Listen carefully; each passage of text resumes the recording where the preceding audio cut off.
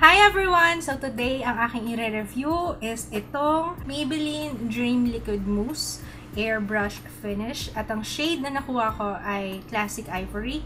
I got this for 549 pesos.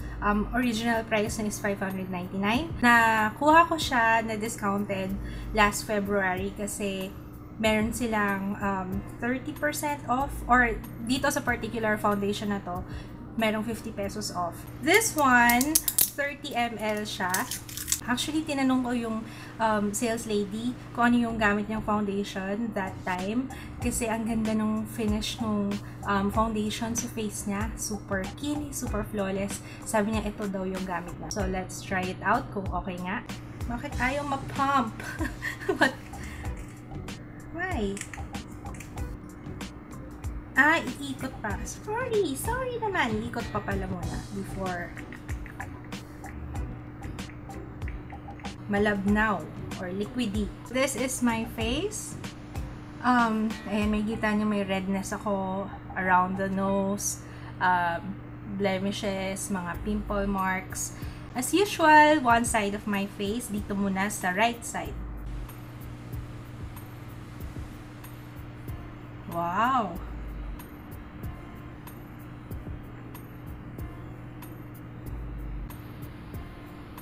Ang ganda ng coverage niya.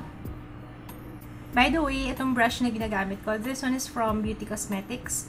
I believe 150 pesos lang to nung nabili ko. Second pump. Sa kalahating face pa lang to It's definitely not matte. Dewy finish siya. So, expect nyo na medyo merong sticky feeling. Maganda yung coverage niya. It's really good.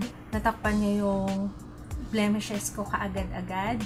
Tapos, yun nga lang sa nose ko parang medyo, hindi kasi maganda yung ilong ko ngayon talagang, ewan ko, may mga spots na, I don't know. Tingnan natin kung matatakpan niya. Tingnan natin, ha? Kasi hindi ako solve dito sa ilong ko, parang may mga black spots. Coverage is buildable. Actually, maganda siya. Maganda yung coverage niya. Hindi nga lang ako sigurado sa longevity before lumabas yung mantika ko. So, i-apply ko muna siya on the rest of my face. This time, gagamitin ko na lang muna is yung aking finger para malaman ko kung anong mas magandang pang-apply.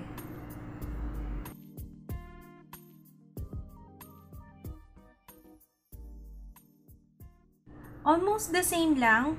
Gamitin yung fingers or yung brush, the same lang. Wala siyang smell. It looks matte right now, pero pag finil, pero pag sinalat, ano ba sinalat?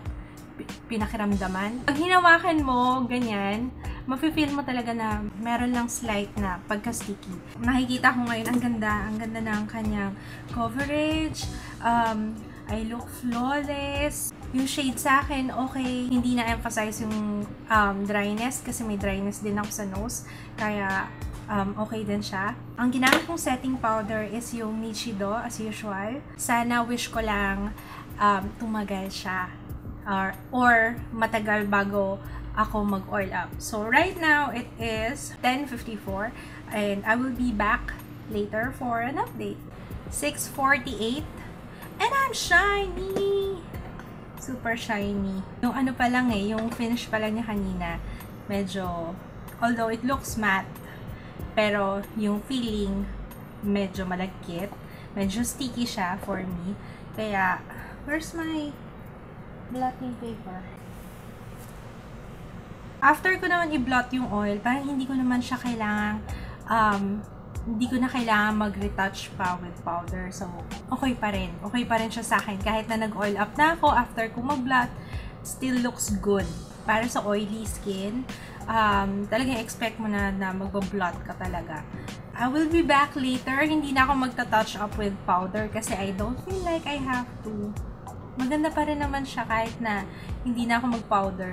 Tinanggal ko lang yung oil. Looks flawless pa rin. 11:09 PM. So, So, it's been more than 12 hours. Huwag nyo nalang pansinin yung mata ko. Alam ko medyo namumula siya. Nakatulog kasi ako. Sabi ko, hindi ako matutulog. Nasandal. Alam nyo naman ako pag nasandal. Ayun, tulog. I'm really oily. Pagkagising ko, magbablot muna ako. First of all, nagustuhan ko yung finish niya. So, in comparison dun sa isang Maybelline na mousse foundation, yung isa yung nasa garapon, I have a review on that. So, if you wanna check it out, ilalagay ko yung link sa description box. Yung isa, I would say, mas oily skin friendly siya kasi mas maganda yung oil control niya. Natatanggal na yung lashes ko. Tanggalin ko na nga. Sorry ah. Kung hindi oily yung skin ko, mas pipiliin ko to. Kasi mas maganda talaga yung finish niya. Airbrush effect talaga. At saka, magaan siya sa face. Yung isa kasi medyo may kabigatan. Mas madali yung application niya. Yung pores ko, natakpan niya. Hindi ko pala nasabi kanina. Siguro isa rin yun nakatulong. Kaya maganda talaga yung finish niya sa face ko. If you have oily skin, expect mo na yun, magbablot ka talaga.